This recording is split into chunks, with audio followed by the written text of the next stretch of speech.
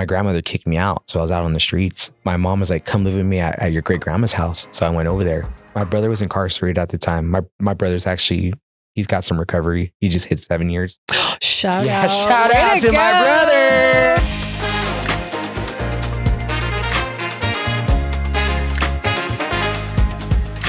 Hi, everyone, and welcome to today's episode of Recoverycast, a production of Recovery.com, the #1 resource for finding mental health and substance use disorder treatment for anyone, anywhere. My name is Brittany Baynard. And I'm Sam Roberts. And we have an amazing episode for you today. And I know that every time I say that, it's like The Boy Who Cried Wolf. It's like The Boy Who Cried Wolf, only if there were always wolves. But this time, there's like a really good wolf. This time. I'm sorry, this is stupid, but we're going to keep going. AJ's episode was today. Yes. And AJ genuinely, I mean, we had an amazing week. We shot with Kaz, with AJ. Kaz you'll hear next week, and then with Jesse the week after. Busy week. Dude, it was a busy week, but I was like, I cannot believe that we're getting just bangers back to back. Yeah. We should talk about AJ in a second. Yes. But first, can I read you a couple comments? Please do. Okay, this first comment comes from Honest Aves episode. Thank you so much for we obviously got a ton of new listeners and viewers on Avery's episode. That was an incredible episode, and just the comments, the interaction on the reels, the clips and stuff. It's been incredible hearing other people share their stories and the vulnerability, and just seeing the outpouring of love people have for opening up about his story. So it was an incredible episode, and just the feedback from it's been really great. So thank you, everyone. On Spotify, Carly wrote, "It hurts my heart every time he says he knows other people had it worse than him. That may be true, but it doesn't discount your pain, suffering, trauma. It doesn't invalidate your experience." And I just thought that was like so apt, and as a message that I hope all the listeners Everybody here too. has to know that. Like, don't let this be a comparison game. Like, there's some wild stories on this podcast. I hope that your takeaway is not like, I don't have it as worse as her or whatever, Yeah. But that you're like, oh, they have stuff, I have stuff, and now I'm hearing how they're dealing with it, and maybe I could deal with Facing it, yeah. So thank you, Carly, for writing in. I got one more comment for you. One more, yay. This one comes from Becky, who says, "I also struggled to pronounce my last name. Thought I was the only one." Becky, sisters. Yeah. No, yeah, it's a thing. And I text my sister and she giggled about it. And then she texted me and I was like, okay, but why wouldn't you leave a voice note? Because like texting it doesn't help. I've been reading it my whole life. Yeah. Yeah. That's so funny. She didn't like phonetically write it out. So. Dude, that's like, she just wrote Baynard out. Yeah. Comment below if you pronounce it Baynard or Baynard. Guys, we have AJ on the podcast today. And he was absolutely incredible. Was amazing. Like, he's a super cool guy, an incredible story. Oh my gosh. Some guests just make our job so easy because we prepare the questions and then we edit afterwards. But some guests, it's like you don't have to do a lot because he can just tell his story and it just like is impactful on its face. And yeah, I feel like all last week I was getting like caught. Just like, I'm sitting in that chair, like asking questions, like you said, like to help like have this conversation interview, but I'm just like listening. And then it's my time to like ask. I was like, oh dang, like I'm just like lost in talking to you guys. So it was a great week of amazing people coming in to share their stories, and you guys are going to love this. Yes. If you have experienced generational mental health, addiction, overcoming stuff with your family and figuring out who you are, like you're going to love this episode. And if you haven't, you're going to love this episode. Yeah. Either way, you're going to love this episode. So would you just listen to the episode? Yeah. Would you just do that for us? With that, how about you keep listening to this episode? Please. Thank you.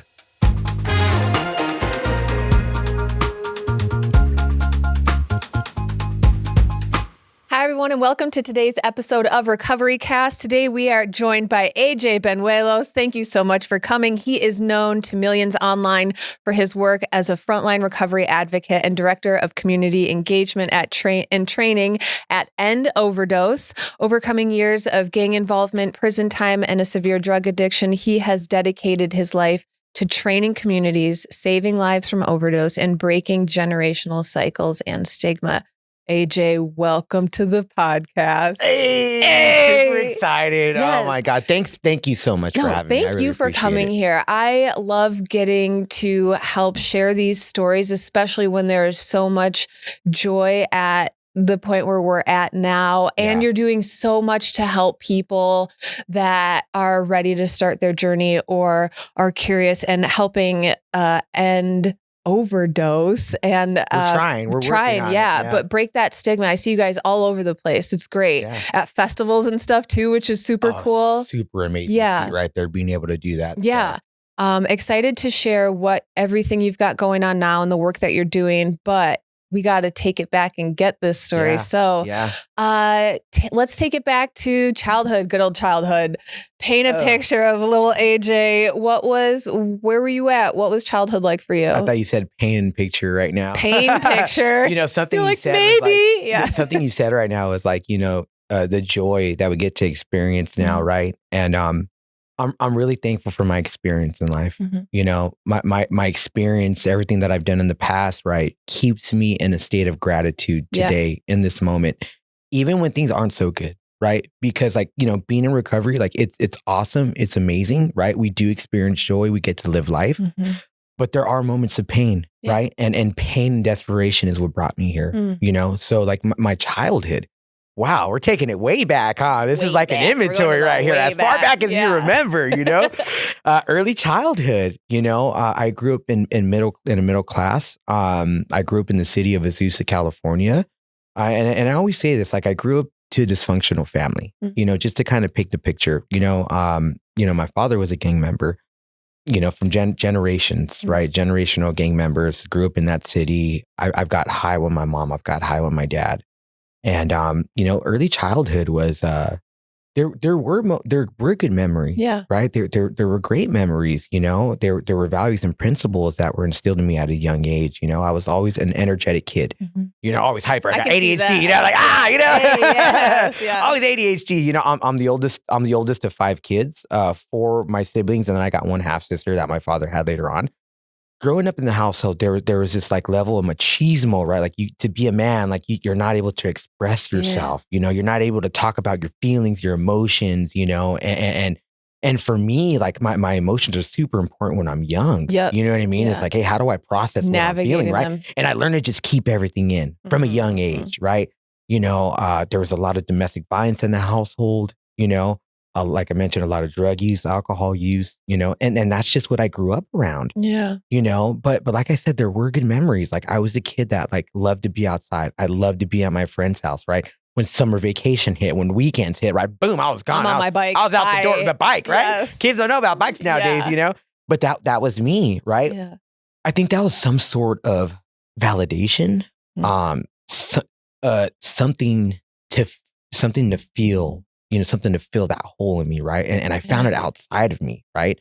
Like through validation and my ego, a lot of that played a part from a young age, but like that's kind of how my childhood was. We used to play catch in the front yard. We used to play, sports with the kids around the block, and we used to ride our bikes to the mountains. We used to go, we'd get dropped off and go swimming whenever we can. Right. It was picked up when the lights come up when the lights come off. When the come inside when the lights turn on, you come in. But I'm still out there, because I didn't want to come in. I didn't want to go home. I didn't want to go home. I didn't feel comfortable. I didn't feel comfortable in my own house, and I try to stay out as much as I can. So when you're out of the house, what are you doing that is bringing you comfort that you're unable to find? Because part of what I'm hearing is there's this machismo energy there that's preventing me from like really feeling like I could be myself, let anything out. If I go out here, I can let this stuff out. What were you like? What type of validation were you looking for? Just in my friends and love. I was looking for love, right? And I don't feel like I felt it at home, right? Like love is so many things, right? It's joy, it's laughter, it's having a good time. When I'm out there with my friends, like that's what I'm experiencing, right? Like we're having a good time, we're creating memories, Feels carefree. We're carefree, we're young, and I don't have to deal with the shit that's going on. Being a kid. And I don't have to worry about being a kid, and I don't have to worry about like what's going on at my house, right? Like what's going to happen with, you know what I mean? With other people's emotions and feelings. Yeah. That's extremely tough. So you grew up in a household where you were already introduced to like the gang life, and that was just kind of accepted. When does it start to trickle into your life where you become part of it? Like I said, I think that validation from a young age was kind of like a door opener. You know what I mean? It was just like that brief door to step into it, right? Because eventually, like, that childhood, I started looking for that later on in life, Mhm. And anger plays a real big part of my story, right? Like I suppressed my feelings and like I lashed out in anger. And also there was this ego, and it's like, hey, I could use violence as an intimidator, because I seen it in my household, Yeah. right? But growing up, it was like, I'd say, sixth grade, started getting into substance use.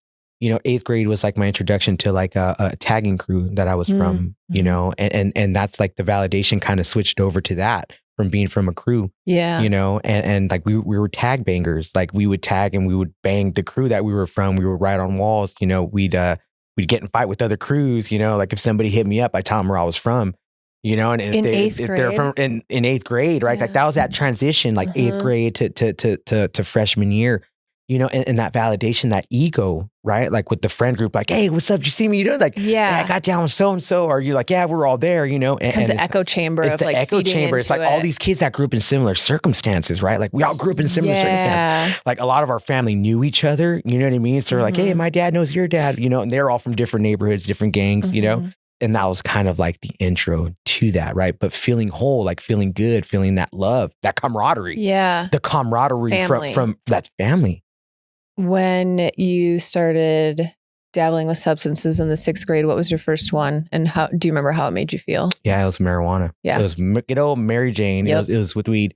So it was fifth grade going to sixth grade. I had this friend of mine. And I remember he was like, hey, my parents smoke weed. He lived right around the block from me. So I remember like we came up with this grand plan. Like his parents, they had like a roach pot, right? So they put all the roaches in there and we're like, oh, we're going to smoke weed one of these days. We're going to do it. And so I remember we planned it out. Like we saved up our lunch money. And we saved up our lunch money. Saved up your lunch money for roaches? We're going to order pizza. Okay. No, we're going to smoke the roaches and order pizza, right? Like, and like I've shared this in my story before. And it's like, like Derek just came around, right? Yeah. So we committed. Derek just came around. They're scaring the shit out of all I the was kids, the dear right? president in my grade. Like, hey, I was like, damn, we might die by doing this right now, but I'm still going to do it. You know what I mean? And like, still, that should have been like a precursor. Like, hey, maybe this isn't a good idea, right? But the fear still wasn't enough. We're invincible. We're invincible, right? Yeah. Like, hey, we're going to do this, So we did it. And I remember like we got high and it was like, all those negative feelings, right? It was kind of just ease. Yep. I was at ease, right? Like whatever was going on at home didn't matter anymore. You know what I mean? All my problems, my feelings, I felt comfortable. I felt comfortable in my own skin, right? Yep. These are things that I'm feeling like, hey, when I'm getting that validation from other people, right? Like anything outside of me to feel better about myself, to feel whole. And that's what weed gave me. Yeah, in the early stages. Yeah. Later on, I was like, I can't smoke. I get too paranoid. Anxiety. Yeah. Yeah. This isn't for me, but yeah, that's what it made me feel. And we ordered a pizza. I remember it was the stuffed crust pizza, right? Good old days. I don't know why I remember that, but that's because what we was getting. That's what we were getting. Yeah. That was the highlight. We were getting stuffed crust, and that was the first time I got high on weed. And eventually that transitioned to I'd have like little dime bags, something like that would last me the week, smoking out of cans, apples and stuff like that. Those cans. I'm like, my poor lungs. But yeah, it progresses. So at what age do you start dabbling with stuff a little bit stronger than weed? Yeah. So eighth grade. Eighth grade, going to my freshman year, alcohol started coming into the picture, right? Alcohol was like, maybe on the weekends. And then eventually it started becoming an everyday thing. That's when we started going to ditch parties, so a lot of my friends I grew up with an older crowd. So I got around with the kids that were already in high school. So I'd go to these ditch parties, right? We called them corn. They were in cornfields for us. They were actually in somebody's house. So like everybody would ditch. We'd go to these parties, right? They'd have bottles. They'd still pop, like pop. Sorry, I thought you meant in a ditch. No, no, ditch party. Like we did school to go party, Okay, and like there'd be alcohol, there'd be weed, and that's basically what it was. We'd nose it, introduced to the nitrous oxide, the computer duster, and and that's basically what it was around that time. And then eventually, like alcohol started to become a regular thing for me, right? Alcohol and weed, and I really liked the way that alcohol started to make me feel. Really? Oh yeah. You get that warm feeling kind of take over your body, that blanket, and it's always hard to see, like that line was blurred, right? But I was getting high every day. I was drinking almost every day, but just basically anything we could get our hands on, right? Like weed, alcohol, triple C's. There was these pills that my friends used to steal from like CVS and Walgreens, or, you take enough of them, you get a buzz off of it. You get messed up. It was like the cough, cold, and sinus or something like that. Yeah, I don't know if it was Sudafed, but it was. It's got something in it where now I have to ask the pharmacist for Sudafed. Yeah, if you pop 8 tabs, you're going to feel something. I think if you pop 8 tabs, maybe I'm older now. If I pop 8 tabs of Tylenol, you know what? I'm checked out. Yeah. Yeah. Yeah. So those baby steps. And how old are you at this time? You're like in high school. I was like 13, 14. Not even. 13, 14. And then that summer, so 8th, transitioning to high school, started getting in trouble more and more, a little more and more, And, I had my first run-in with juvenile hall at that time. I was a summer going there. And once again, let my ego get the best of me, right? When I'm with another group of guys, right? Like we got a big old tough guy. We got to hold our ground, And I paid the consequences, right? My first term in juvenile hall, it's like I was scared. I was the youngest of the group. You're a kid. I was a kid, and like going to the halls, like, oh man, like, oh, this is it's scary. It's scary, being away from my family. Having your rights stripped away from you is really difficult as an adult, but as a kid, that's got to be extremely. Yeah. And then when you're there, like, you still got to uphold this image. I still got to wear this mask, right? Like, I remember being there in like day room and that, like, kind of this tough guy, you know what I mean? But as soon as they locked me in the room, like, I'd be crying in my bed, just being so afraid, so alone, thinking about my life, and just sitting there crying, and just crying. Like, I miss my family, like I miss my mom. I miss, my grandma. I grew up at my grandma's house, I just want to go home, and then wake up and just like do it all over again. Just constantly wearing this mask, but inside, like, I'm really afraid. I'm scared. I'm scared to be there. I wish there were people in situations like that in these places that could see that could step outside of those big rooms and address a kid and just be like, I see you out there. Yeah. I get it. You're tough. Yeah. Do you need help? Are you okay? Yeah. Were there any type of like intervention services provided to you there? Or is it just like, you're in this cage for a bit, you got to sit here until you're done? No, you're in the hall. It's like, we open up for breakfast. You guys are going out. Like, people were fighting, you know what I mean? Rival gangs, like, once the doors open, boom, that's all it is. It's just a bunch of group of misfits. It's not rehabilitating anything. Not at all. I mean, they send you to school, right? You go to class, but like, nobody's paying attention. Yeah. Everybody's fucking around, Yeah. Like, nobody's paying attention. Everybody's kind of doing their own thing. But no, there's no like rehabilitation at all right there. I can imagine that did a number on the mental health too. That was already not previously taken care of. Yeah. Yeah. So what happens when you get out of juvie that first time? So what happened was, I remember coming home, and I remember like they had a party for me. Like, my friends threw a party for me, right? And I remember like they bought me like this. We were into like kind of into like metal back then. They bought me this Slayer shirt, From Hot Topic. They bought me like this Slayer shirt. We had a keg right there. We celebrated. We celebrated, right? And like, so getting out, it was like, oh man, like, this is all for me. It's like a badge. It was like, yeah, it's a badge. Like, AJ did his time. AJ got out, right? We're celebrating AJ today. You know what I mean? And that kind of like experiencing that kind of played a part in my story too, right? Because I got used to that, right? And it's like, once again, it's that outside validation. People love me. People are here for me today. Yeah. You know what I mean? Like, yeah, people showed up for me, like these my friends love me, like, we got a keg, we got beer, we got weed, we're partying right now. Yeah. So we celebrated. And anytime any one of my friends got out, that's what we did. We celebrated. You know what I mean? We celebrated one another getting out, I could see how, like, that's kind of a mind fuck as well. Because while you were in there for an extended period of time, kind of going through it, you get out and you still have to deal with the trauma. You still think about it. Like, those thoughts are still there. Yeah. It's like an experience you went through that you get out and now you're back with your people. What were they saying to you when you get out? Are they like, what the fuck's wrong with you? Stop it. Or are they like, pat on the back, we're happy you're out? No, my dad, like, they were just happy to see me. Yeah. They're happy to see me, and my dad was like, kind of patting me on the back. I remember like getting suspended from fighting. My dad took me out to lunch. My dad was always like, was one of those guys where like, if you come back fucked up, I'm going to fuck you up and send you back to go fight again. Yeah. You know what I mean? Like that's how I grew up. You know, it's like, oh, I don't want to come back beat up. You know what I mean? Or, you know, I'm not going to come back crying. There's a lot of pride. There's a lot of pride. And I'm not going to come back beat up. You know what I mean? I'm going to wipe my tears if something happens. You know what I mean? I'm just going to come in and go about my day, go about my business, you know?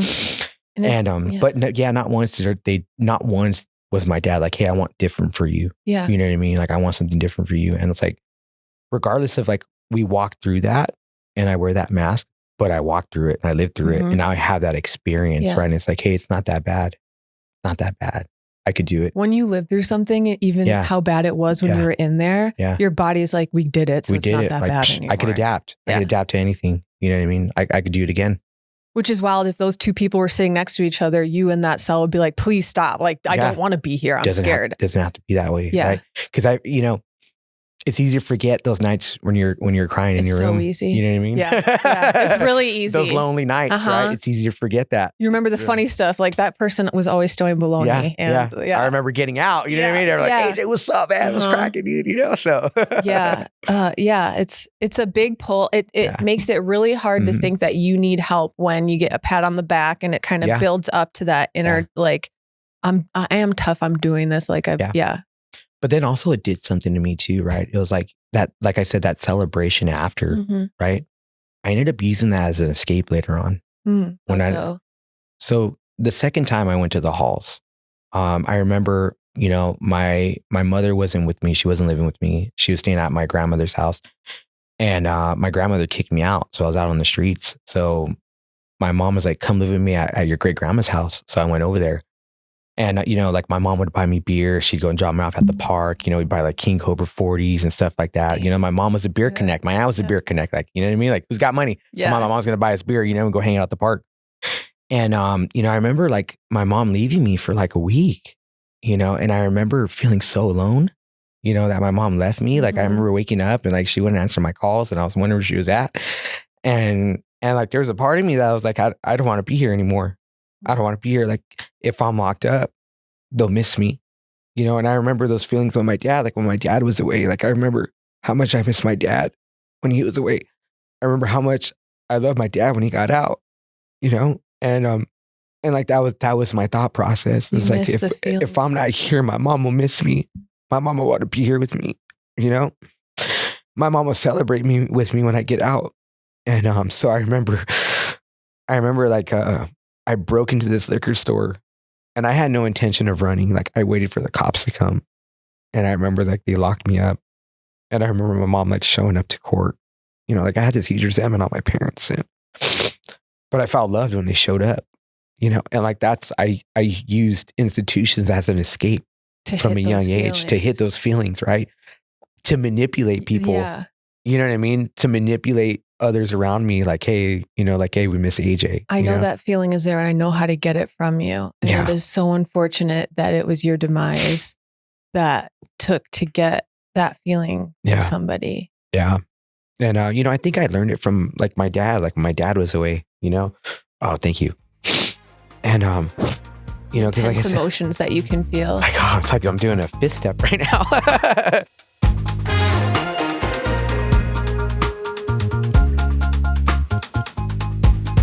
This podcast is brought to you by Recovery.com.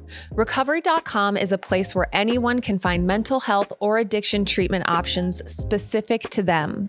You can filter by location, price, insurance coverage, therapy type, mental health condition, levels of care, and so much more. Recovery.com is the best place to find mental health or addiction treatment for anyone, anywhere. So you have a son that comes in the picture. And what is life like for you at this point? He is here. And are you still in the gang? You still using? Yeah, I'm still using. Yeah. I'm in my prime addiction. Cycle. I'm in my prime addiction. Meth came into the picture. I didn't mention this earlier, but at 16, let's backtrack. 16, meth entered the picture. You know what I mean? And that was like meth and alcohol. That was my thing right there. Right. So kind of fast forward in and out of the halls, tagging crew, eventually being from a gang later on in life, because the gang was always there. I grew up around the homeboys, everything, right? Yeah. Kind of skipped that a little bit, still participating, still living that lifestyle, having my son. I remember I thought I was on the run. My son's mom came to come live with me. She ended up getting pregnant, right? We were young. I was 20, around 20, just being scared again. There's that feeling, that fear, right? Still getting high. She don't know I'm getting high. She didn't know I was getting high when she met me. Oh, really? You know what I mean? Yeah. I was a functioning meth. She didn't know. She had no idea, right? I was like, you didn't like, we talked about it later on. I was like, you didn't notice me going in the restroom the whole time, getting high in there. Yeah. You didn't hear the lighter. So ended up having my son, right? We're still young. We had our own apartment, still living that lifestyle, just doing the best with what I knew how. Yeah. Right. That's exactly just doing the best with what I knew how. And I was an absent father. I wasn't a good partner.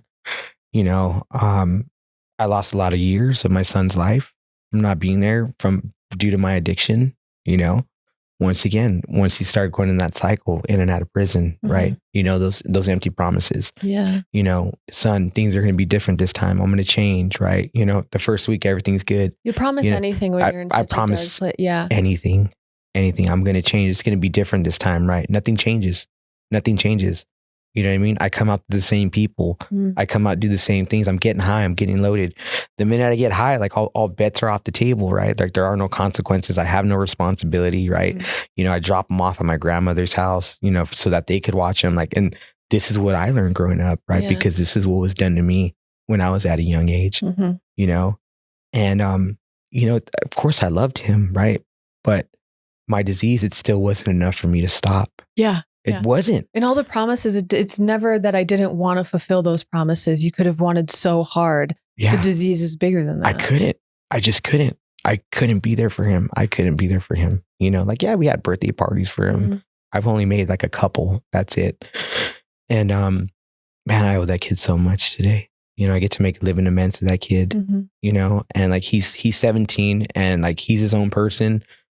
Sometimes he could be a bit of an asshole. He's a teenager, right? You see yourself and you're like, oh my God. I'm just like, I see him and I'm like, thank God he's not like me because I was way worse than him, right? And like, me and his mom, we co-parent really well. That's good. She moved on. Yeah.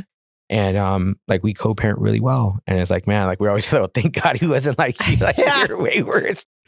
So we're in and out of the cycle. It's just an ongoing cycle for you for so many years. What is the point then where you hit like, I don't want to do this anymore. I can't do this anymore. And what is your life like when you make that decision? Man, I hit some really dark spots in life. There's two that I'm going to speak of today. Yep. One of them, I think it was my third term. I just got out, right? And once again, I was in that dark place, right? Of the isolation, the desolation, the despair. I was there. I got out and I already went right to it, right? Because that's where I go when I'm loaded. My Did son. that happen every time you got out too? Yeah, but it was just like progressive, right? A little more and more each time, right? But the third and fourth time were just like, you know what I mean? Like that's what did it to me. And I remember I was with my homeboy. So opiates and opiates, I really didn't mess with that much. If it was there, I'd kind of do it. You know what I mean? And I remember he was drawing up a shot of heroin and he's like, what's up, big dog? You want some? And I was like, yeah. I was like, hey, do me a favor. I was like, drop more in there, and I wanted to go out. So he drew up more. in the syringe and he hit me. Boom. Before this happened, like, once again, it was like that manipulation of others. Like I was in such a dark place, so much in pain that I wanted you to feel that pain. Like I wanted your last memories of me to be those fucked up feelings. Like I don't want you to feel anything good of when you thought about me. Like I wanted you to live with those feelings the rest of your life of how you treated me. Because my grandmother kicked me out. They didn't want me around, right? Like they're like, AJ, we don't want you around the fucking house, right? You know what I mean? And I get it. I understand. Like all the guns, all the drugs. I would be like, I had nephews at the house. Like I'd keep guns under the bed. And it's like, what if these kids got the guns one of these days, right? Like they don't know. They probably think it's a toy. I didn't see it like that at the time though. Yeah. All I seen was like, they don't want me around. They don't love me. Like the world's against me, So I remember overdosing. And I remember like waking up hours later, right? And just coming to, right? Like they called my homegirl, Andrea. She came, she knew what to do. Her uncles were heroin addicts, right? I remember like bits and pieces, like in the shower, walking, stimulating me. They had ice. And I remember coming to finally hours later, right? And I remember my mom being there. We were at some abandoned pad that we used to hang out at, and my mom showed up. And I remember just like telling my mom, like, what are you doing here? The fuck you doing here? You know what I mean? Like, now you care about me. Once again, it's like manipulating others' feelings, right? You know, my mom's crying, like her son almost died. Like, she's showing you she cares. She showed up, right? And I'm talking to my mom this way. Like, what are you doing here? You know what I mean? Like, would you just set that spite that I have for another person, you know? And I just told her, if I die, don't come to my funeral. Don't come to my funeral, you know? And I remember that. I remember because not once did I think about my son. Not once did I think about how that was going to affect him the rest of his life if I passed away. Not once did I think about my brothers or my sisters or my mom or, you know what I mean? How that would affect him, right? And like, that's the self-centeredness of the disease for me that's alive and well, right? That self-centered, like, fuck everybody else, right? Fuck what you're going through, right? It's all about me, you know? And you're going to pay when you think of me. That was a defining moment. You know, another moment was another near-death experience. I got out for my 4th term. I was at my homeboy's house, the apartment. Anytime we there, he had a gun for me. And I remember being there and, you know, this guy was talking about going out by suicide by cop. He's like, the cops ever show up, I'm going to get in a shootout, this and that. Well, one day the cops showed up. They came up and they knocked on the door. And I remember, like, I was so high, we're shooting dope, right? And I had the gun on me and I was just like, fuck, man. I remember the cops going by. They came back again. They all stopped, rolled up, parked, and they walked into the apartment building. They walked around the apartment building. We thought it was clear, and they came back around and they walked back up the stairs. And I was just like, bam, they were knocking on the door. And I remember time just stood still. I remember just like, I could hear my breathing. I could feel my breathing, right? And I was like, this is how it's going to happen. I was just waiting for a gunshot to start going off, right? And that was so scary. I was so afraid. I was so scared. You know, I was like, this is how it's going to happen. And God intervened for some reason. Like, they're just like, my homeboy opened the door. They're like, hey, we just want to make sure that somebody's not here. Yeah. That's not supposed to be here. And he was like, hey, are you sure that's all you're going to do? That's it. We're going to clear the way. It was like a probation sweep. And I remember they swept the apartment. And, you know, keep in mind, he's on gang unit. I'm not on gang unit yet, but they caught me as an affiliate. And they cleared and they sweeped. And I remember just relief when they left, right? That was scary. That was fucking scary. That was scary for me. Like, that's terrifying. The adrenaline was pumping. I was shaking, right? We put the guns up, you know what I mean? Like, and that was scary. That was a scary part of my life. You know what I mean? And it was like, do I really want to do this? Do I really want to do this the rest of my life? I'll be scared at every knock on the door. Yeah. You know, and that same prison term that I just got out from, right? Like, there was something in me that was tired. I was starting to get tired, you know? And I remember I started praying. I didn't know what to. I didn't know, right? But I would just say these prayers like, hey, God, like, hey, just help me change. Yeah. Help me change my ways, you know? And it was just a gradual process. It wasn't that, because when I got out, I was still doing the same thing, right? Jumped right back into it. But I have the clarity of mind to remember that now. Yeah. You know what I mean? And remember those moments of where I was at, which is super, super important, because I don't ever want to go back there. It grounds you now. It grounds me. You're like, like you said before, sometimes things get bad because it doesn't matter if you're sober or not. Like, you're going to have hard days. It's just how you handle them now. Yeah. But to have the hindsight and just remember, I remember what a bad day was. I remember. And I worked so hard to not have that type of bad day, that I can get through this. This is one of those things you can say, I got through it. Yeah. Not a sentence, not another stay in jail or something like that. A day is something to be proud of. A day, one day. Yeah. That's all we have, you know, just for today. That's all we have. So when did your first day start? My first day, God worked into my life and I didn't see it. Right. I remember my brother was incarcerated at the time. My brother's actually, he's got some recovery. He just hit 7 years. Shout out to my brother. Ruben, shout out to you. I love you. Hey, Ruben. You saved my life. He was an instrument of God. I was loaded at the time. I was at home. I was loaded. My brother called me. He's like, hey, you're high already. I was like, yeah, I'm high already. I'm in the room. Right. Easter was going on. I had no idea it was Easter. Right. Everybody else was like, what's all this noise going on out here? I thought it was a party. Eggs. Right. Yeah. My sister-in-law was like, oh, it's Easter. You should come out. You don't know when you're going to be out again. I'm like, oh, you're right. You know what I mean? So anyway, she's like, hey man, if you need help, I know somebody that works at this program. Take this number down. So I remember taking the number down just to kind of shut them up. Like, yeah, you know what I mean? And I started doing the same thing over and over, you know, it's getting high, same places. So anyways, I just got out of, I was on federal probation. Part of that is you have to go to the halfway house. So prior to this, my grandmother, I was staying at my grandmother's house, right? My grandmother let my probation officer know AJ's doing the same thing he used to do. I kicked him out, whatever, went on the run. I went back on a violation. So I get out again. And my probation officer's like, hey, you need to go to the halfway house. I'm like, what? What for? I'm going to grandma's. Yeah, I'm at Nana's pad. You know, I'm at Nana's pad. You know? Try and get me out of here. And she's like, no, because I know how you are. I know how you're there already. I know how you are already. And I'm like, Nana ratted me out. Yeah. No, well, she already knows because from the previous experience, like, no, I know how you get over there. You need to go to the halfway house. So anyways, I get to this halfway house, right? That was God working in my life without me knowing, right? I get to the halfway house, had a little bit of heroin on me, right? It's quarantine. I'm by myself, you know, had my phone on me, making all these phone calls. I had this conversation with my son, who was 11 years old at the time. He was like around 11. I think he was around 11. And I remember telling him, I was like, hey, son, like, you know, dad has a problem. What do you want me to do? You know, he's like, hey, dad, like, I was like, or I could stay here. I've been to this place already. I know how to work them. I was getting loaded there last time I was there, right? I was like, or dad has a problem.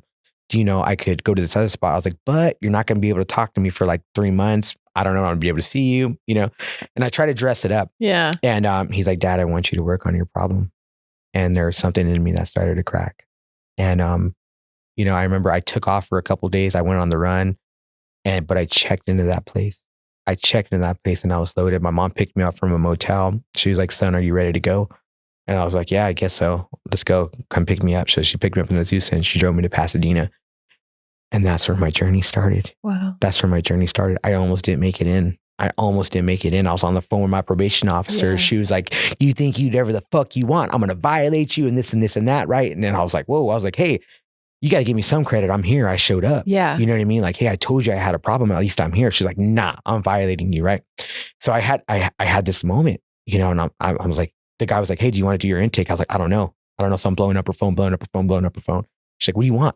She's like, I'm violating you. That's it. You know, because I took off from the other spot a couple of days early. And I had this moment of clarity, a brief moment of clarity. It was like, AJ, if you leave, for sure you're going back. AJ, if you stay, you have a chance, right? And I was high out of my mind. I was up all night. I was drinking.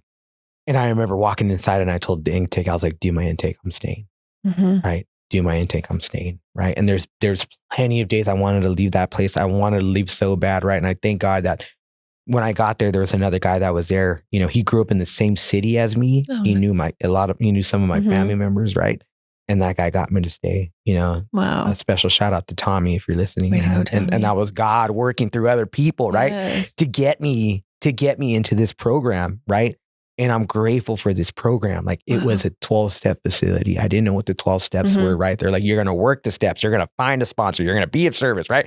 And I had no idea what any of this was, right? I didn't even know if this was going to work for me. I didn't know if I was going to stay because I had reservations. I was going to get my certificate and leave, you know? But those were my early days. And recovery was at this treatment center. And they were some of the best days I've had of my life. What it felt like to be human, right? To be of sound mind, to laugh, so many memories. We had so many great times there, right? To feel raw emotions and feelings and walk through them, right? Joy, you know, get joy, laughter back again, Relearn right? The stuff yourself. And just believing in myself, right? And figuring out who I am, because I don't know who I am. Right? I don't know who Anthony is. I don't know who AJ is. Yeah. Cause like for the longest times, it's been like drugs, alcohol, gangs, like repeat. Like, what do you like? What do you like? Yeah. I don't even know. I'm still figuring it out. It's cool though. It's like I'm still figuring it out. A brand new baby just out there ready to go. That's all I am. I'm just a big old baby, just a big baby. Just a big old baby. I just want to get burped and fed all the time. Feed me. I'm just a baby. Yeah. I'm just a baby. I don't know how to live life, right? Yeah. But they started teaching me, you know, and I started working with this sponsor and I started trusting, you know, trust another man, you know, and trust this guy that he has good intentions, you know, and that all he wants is good for me. And people want to pour into you. And friendships and being honest and open about what's going on, right? Like, because like we're in that little treatment bubble, right? And there's so many moving pieces, right? And being in there used to be like a hangout section we used to call the pit, and everybody would just talk about what they were going through, right? When did we ever do that? When we talk about what we're feeling, you know, what's going on, you know, and to get honest and raw about our emotions and what we're feeling, you know. And those are my early days in recovery. Those are my early days. Those are impactful early days. Yeah. And it's like I look back and like, when we were there, it was like they had this thing like there's a lemon tree, like, oh, this lemon tree is magic. It gives fruit all year long. And I was like, oh, this is magic. But there was something there. Yeah. There was something there. Just like when you go to a meeting, right? there's something there, something not tangible, something that you can't feel, but there's something at work there. Mm-hmm. There's something working there and I just don't know what it is. Yeah. Right? And maybe just maybe it'll work for me. Right. Oh, I love that. You know, gives me hope. Yeah. Gives me hope. I hope it gives a lot of people hope. Yeah. Yeah. It gives me hope. That no matter what, like it's there for you. It's there for you. You have to put in the work, but it's there for you. The second you trusted it and realized people were willing to pour into you, that this was something that you could do, that you deserved it. You put in the work and look at you now. Yeah. Here I am 5 years later. Wow. 5 years later. So what was it like coming out of the halfway house? Because you'd been away previous times before and you came out and you chose to go back to it. What was it about this that you're like, I can keep this going? I went from halfway house to treatment. And then from treatment, I was there for around 3 months. And like my mind started to change. I had like a spiritual experience, a change of mind, body, and spirit. Like my whole thought process started to change. Right. And like I learned to like set my reservations aside. And like I got out of there. I got out of that treatment center and I participated in a little bit of gang activity still. Right. There's some small reservation still. But I remember being there and I remember being so uncomfortable being there that I had to put my mask back on. Oh, really? You know what I mean? And it's like, dude, I just want to be AJ again. Like, I don't want to be here. You know what I mean? And I remember like leaving being so relieved, you know? So I remember getting out and like all the fundamentals that they taught me in treatment, right? Like, hey, work the steps, communicate with your sponsor, go to meetings, be of service. Like I had that foundation with me. And I started doing that outside. Mind you, I was in sober living. I was still going to outpatient, right? But it was a little more attainable now, right? It was like these small steps, right? Like I got my foundation, and I was so afraid to leave that facility, right? I had an honorable discharge from there, right? But they gave me the option. They're like, hey, you can go to outpatient. I'm like, okay, I'll do outpatient, right? But I was so afraid to leave, right? Leave my little bubble. But you're right. It is a bubble. It's like a bubble. Everything there is curated for your recovery, for you to concentrate on that. Once you step out of that, then you have real world factors coming at you. That's when life really happens, right? Like, and that's where the real test begins, you know?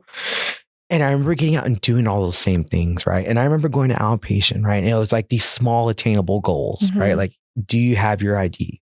No, go get your ID.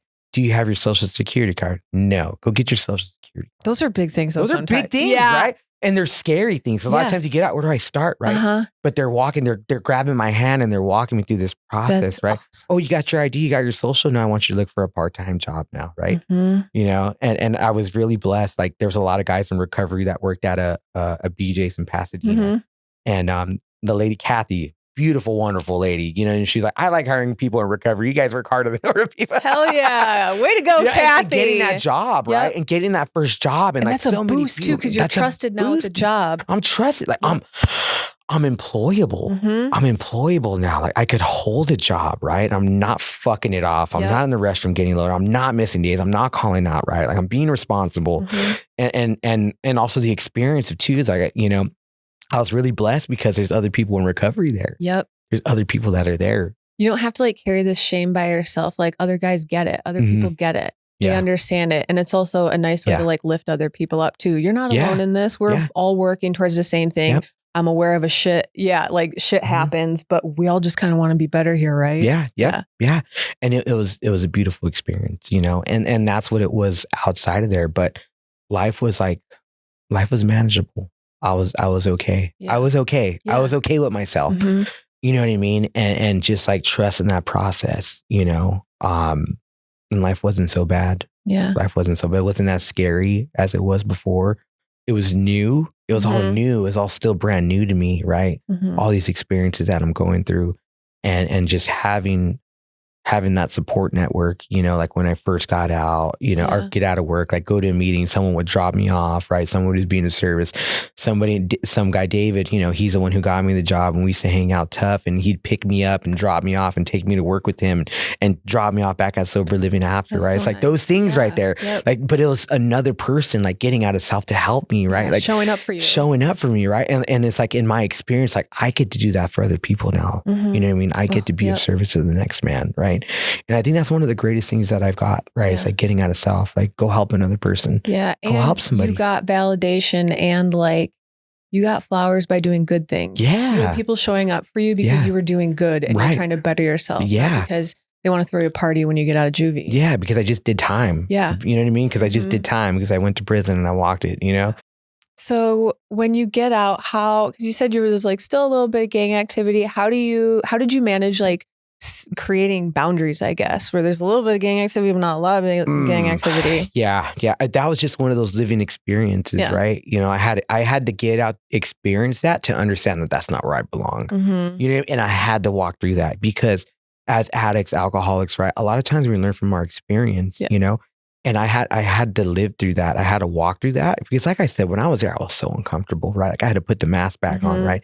Whereas like when I'm back in Pasadena, like I'm free spirited, right? I get to experience that joy. Like I'm like, hey, what's up? What's going on? Yeah. Right? But instead being like super serious, right? I can't imagine you super serious. Yeah. And like angry. Oh my God. Yeah. I'm a different person. I'm a different person when I'm loaded. You were meant to be. I am right now. And I truly believe that. Yeah. And I truly believe that. And I'm still figuring out who I am each and every day. Yeah. You know, but just living through that, right? And it's like, I don't want to do that. I don't want to do that. You know? And I've had a couple homeboys hit me up, you know, and they're real supportive on my journey. They're like, hey man, we heard what you're doing. Keep doing what you're doing, right? There's a couple that got out and are doing good themselves, right? And it's like, hey dude, like there's another way to live. There's another way to live, bro. You're older or whatever. You know what I mean? Like, hey, you did your time. You walked the line. You did all that already. Yeah. You could do something different. I think that's what gave you the ick when you went back to it. You like experienced. Yeah. You experienced was like, I don't have to do this anymore. Yeah. Like it's not. Yeah. And I got a couple homeboys that are doing good right now. You know, and it's like it kind of planting that seed. Plant that seed, right? Just like it was planted with me. Little drip campaign. Hey, there's you know? So what did the next few years look like for you and how do we get to End Overdose? Oh, God. Couple of years. It was just like God working in my life. And it was just trust in that process, you know, opportunities will present themselves. Right. And it's up to you to walk through the door and like God allowed me the opportunity and End Overdose is one of those blessings, right? It was one of those opportunities. And like, I was working at BJ's and somebody I met helped him, did the same thing that something did for me, right? Like, hey, you need a job? I got you. Yeah. Anyways, you know, and picked him just like the same things David was doing for me. I was doing for this other individual. Paying it forward, right? That's what we do. And so one day he's like, hey, I know this person that owns this company. Do you want to come pack Narcan kits? And I'm like, yeah, sure. Hell yeah. You know, that sounds cool. Let's go. So I remember we set up a date, right? And you're going to go pack Narcan kits. And that was my introduction to End Overdose, right? I remember meeting Theo. Shout out Theo. You know what I mean? Shout out Theo. I remember meeting Theo. He's like, hey, I want you to pack, I think it was like 200 kits, right? Like, we got these orders. I want you to pack 200 kits. So I remember me and this guy, Mike, we're packing kits. Boom. And I remember we were packing these kits, right? We're like there was a fever behind us. Like, hey, we got to get these kits out. We got to pack these kits. Each one of these kits is meant to save a life. We got to get them out. We got to pack them. You know what I mean? This is like, go. Come on, let's go. Like, and we were having fun back there packing Narcan kits, right? Because Theo had orders to fill, you know? And we were packing these kits, you know? And I remember like, we went to go tell Theo, like, hey, Theo, the kits are done. He's like, what? You guys are done already? Like, yeah, man, we're done, dude. You know what I mean? But that was the passion behind it, right? You know? That was the passion. You knew the reason behind it. It's like, hey, these kits were meant to save a life. We got to get them out. Let's send these kits out. Let's get them out there where they belong, you know? And then Theo was like, wow, like, hey, dude, like, you know, you guys did a really great job. Like, hey, can you guys come in next week? You know, like pack some more kits. Like, yeah, sure. We'll come in and help. We'll come in and help pack more kits. Right. And that's kind of how it started. Right. And then eventually I was like, hey, you know, you guys are doing a great job. I'm going to show you guys how to do customer service. Right. Customer service, answering emails. Right. I'm not computer literate. Right. I'm just like, I'm a slow timer, you know? Yeah. And that kind of grew, right? And he's just developing, right? And just taking my hand through this process again, right? Like somebody just helping me and just showing me the way, right? And eventually he's like, hey, do you guys want to be End Overdose trainers? Yes. Do you want to be a trainer? It was just the whole process. Like, yes. Getting out of my comfort zone, right? Okay, cool. I'm going to show you this training. You know, here, I'm going to give an example, you know? And he was just like spot training, like, hey, he'd come in, hey, give me a training. Like, that's how he trained me. Like, he's like, hey, give me a training. I don't have my laptop in front of me. He's like, I don't care. What the top of your head, what do you remember, right? And that helped me in the process, right? So now we're doing trainings. Now we're doing outreach, right? I'm reaching out to like treatment centers, you know, sober livings, you know, just this outreach template that we're using, right? And I'm conducting these trainings, you know, and like that was my introduction to End Overdose. That was my intro, and like, you know, I've got to grow with End Overdose, right? And it was just like, man, like the passion and drive behind what End Overdose is for me is like, you know, somebody did their part to save my life. Yeah. Right. that's the passion and drive Mhm. behind what I do at End Overdose right there. To help other individuals, to educate other individuals, right? To get life-saving resources out there Yep. where they're needed, like when I'm doing these trainings, I love doing trainings. Like that's where I'm just like, like I bring the energy for these trainings, right? And it's just like each one of these kits is meant to save a life. Yep. Hopefully you never have to use it, right? But if you ever find yourself in a situation like you're more comfortable, you're confident, you know what this looks like, right? And you have the resource to potentially save somebody's life. That's incredible. The way you speak of it, you're such a passionate person. And I'm so happy that this is the path that you're on. Yeah. Yeah. What does it mean to your recovery to be able to do this? My recovery is the reason why I get to do this, because without my recovery, nothing else is possible. And that's just my experience. And that's my belief. You know what I mean? Like, my recovery allows me to be responsible. It allows me to hold myself accountable, right? And I get to like be of service to so many individuals, right? And like that's how it impacts a job, the gratitude that people express. Like we're out there doing trainings at festivals, right? People come by and they're like, "Oh my God, AJ," like they don't know, they don't know by name, but they're just like, "Thank you so much for doing this. Like you're the first booth that we hit before we go anywhere." Or we hear these stories, and the gratitude, like it's different to say thank you. Thank you. You know what I mean? But when you feel that gratitude, right? Like that right there, we're doing the right thing. We're doing it. We're doing it. We're doing it. We're taking action. It's that part right there. It's that part right there. And, by doing that, it's like where we're at now with the End Overdose, it's amazing. It's amazing what we've been able to accomplish, Tell, for anybody that doesn't know what End Overdose is, do you mind just give me your pitch on what End Overdose does? Yeah, I'll give a brief rundown of everything. So End Overdose is a nationally recognized nonprofit. We got around 80 chapters spread across the U.S. This includes like college and area chapters. We've tabled 1,000+ events over the past few years. That's in person, festivals, events, huge feat. You know what I mean? Absolutely amazing feat. We offer online resources as well.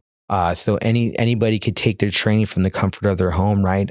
We have an opioid overdose prevention and response training you could find at endoverdose.net, where you learn to recognize the signs and symptoms, steps to take, how to administer intranasal naloxone and continued care, just to get you more comfortable, more confident when doing your part to save somebody's life. Also, we have other online resources as well. We have like an anti-stigma video, right? You learn the language. You could also learn, we have a OUD prevention and early signs, right? You learn about the opiate epidemic, early signs of opioid addiction, right? So many great things that we got. Awesome. One of the biggest partnerships that we got is with Insomniac. We're able to bring this festival, cool. the training to festivals, events, with the huge impact, right? We also partner with other organizations for training, right? Like bars and nightclubs, stadium and arena trainings, sober livings, also align with public health departments to do campaigns, right? So many great things. We got like 59 different programs, right? And we're really invested in the community. It's super awesome. I love that. Super awesome. So if you're looking for resources, online resources, you could visit endoverdose.net. It's an amazing nonprofit organization. That's incredible. And we do a lot of amazing work. Saving lives. Yeah. Saving lives and educating. So looking at where your life is right now, what has staying sober ultimately given back to you? It's given me a life. It's given me a life. This right here, coming out here, I've got to experience so many different things. It's given me a life that I feel is worth living today, right? Because before I didn't want to live. And that's just my story. If anybody feels like that, that's where my addiction takes me, right? I lose my will to live. I want to live life now. I want to experience all these new things. I want to meet new people, right? Having these conversations just like this is so worth it, right? Like that's what my recovery has given to me. It's given me that spark to live again, right? To be a father, to be a present father in my son's life, right? To be there for other individuals, right? To show up, right?